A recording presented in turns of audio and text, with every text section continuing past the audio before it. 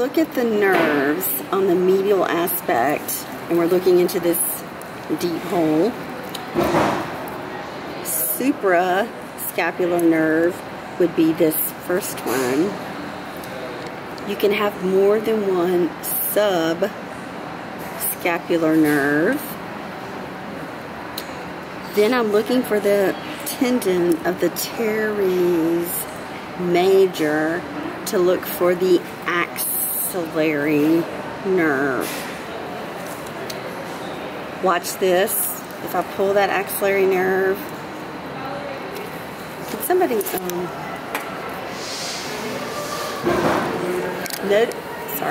notice, thanks. Here's the axillary nerve going proximal to the tendon of the teres major, and the radial nerve, which runs quite parallel to it, inserts distal to the teres major, going to the triceps. So these are the two nerves that you guys are going to mix up most of the time. Axillary above the teres major, radial below the teres major.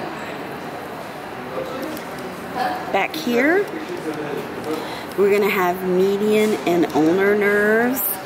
This is an ulnar nerve. It's going to give off a cutaneous branch called the caudal cutaneous antebrachial, which will be here. That's probably the only one that you'll be able to identify. The ulnar nerve will then come back down through the antebrachium, and then we can find it running with the ulnar artery as it courses on the caudal aspect of the antebrachium. Notice that the median nerve runs very closely to the ulnar nerve, and the median nerve, like the ulnar, is going to come to the caudal aspect of the antebrachium. So any of the caudomedial muscles are going to be innervated by median and ulnar.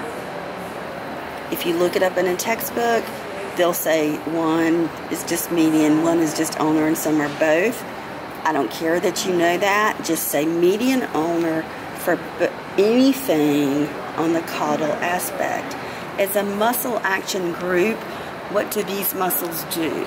They are flexors of the carpus and digits. Good. Now, let's go back up and try to find this little booger.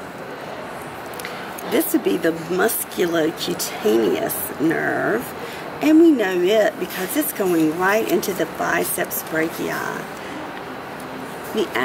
The musculocutaneous nerve will give rise to a proximal branch, and then down here sort of a distal branch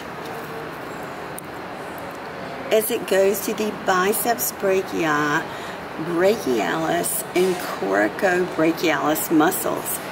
So the musculocutaneous nerve, in terms of a muscle action group, will get extensors of the elbow. Not all of them fit, but that is its primary job. So a dog extending the elbow would look like, it's like this. I just need to picture it. It would be...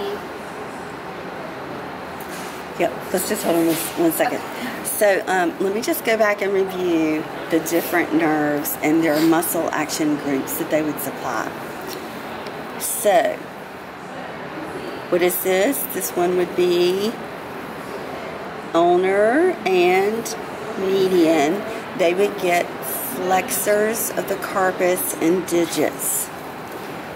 The radial nerve here is going to get extensors of not just the elbow, but the elbow, carpus, and digits.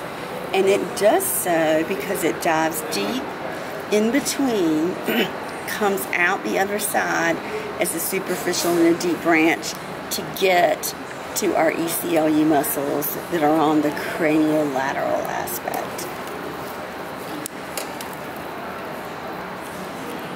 Musculocutaneous, mainly biceps brachii, extensors of the elbow.